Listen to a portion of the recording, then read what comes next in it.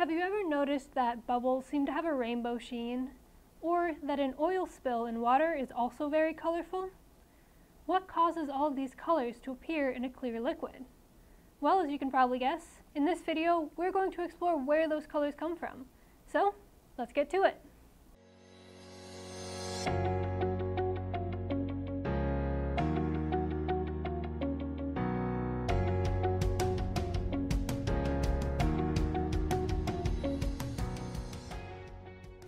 So in this video, we're talking about all of those colors you see in a bubble.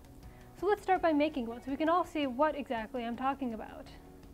This is another demo that you can do at home with your parents. Okay, so for this we're going to need liquid dish soap, water, plain white paper, a small container or bowl, something to mix with, and then a small cardboard tube like you might find in a roll of toilet paper. Okay, we are going to make a very thin layer of water and soap across the opening of this tube. So to do this, first make sure you're in a pretty well-lit room. And then in this bowl I have some water, and I'm going to mix in some of this dish soap. About, I don't know, half a tablespoon to a quarter cup of water works pretty well. And then you want to make sure that you mix it. Okay, so now we're going to dip the end of this tube into this mixture and set it very gently onto this white piece of paper. Now watch. What do you see? Slowly, horizontal bands of color will appear on the soap. Can you see them? Where do they come from, and why are they moving?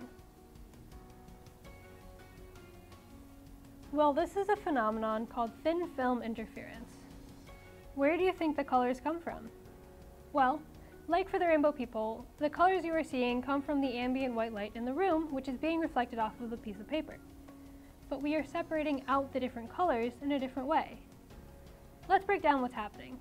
So when we dip this tube into the soap, we create a thin layer of water and soap that's sort of suspended across the opening.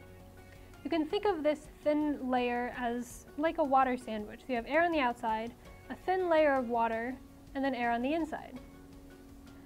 So the reason we see colors is that a little bit of light is reflected off of the front surface of the water, while some of the light travels through and reflects off of the back surface. Think about how when a pond is really still, you can see through it, but you can also see a faint reflection. So now we have separate beams of light reflecting off of the front and back surfaces. Well, in a well-lit room, there are many beams of light, so some of the light that reflects off of the back surface will end up running into the light reflecting off of the front surface. When this happens, the light interacts in a way called interference. Do you remember that we said light is a wave?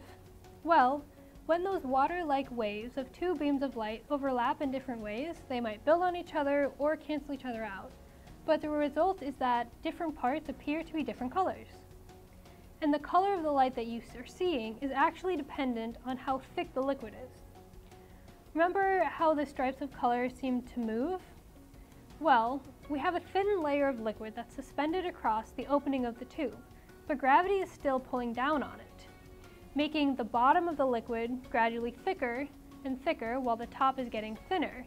And the effect is that, since the thickness changes, the colors you see are in stripes instead of one solid color. This effect, where colors are produced from this thin film interference, is more commonly called iridescence. Thin films can actually do a lot more than just produce pretty colors. Lenses, like the silica lens that we showed you earlier, can have very different properties when they're covered in a thin layer of another material.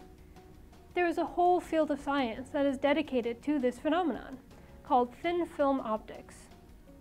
In this relatively new branch, engineers create coatings, which are very thin layers of material that cover the surface of a lens. These are often used to decrease reflections, like that small amount of reflection that we mentioned happens whenever light travels from air to glass, or to block certain wavelengths, like that infrared coating that we just talked about many cameras have, but many cell phone cameras lack.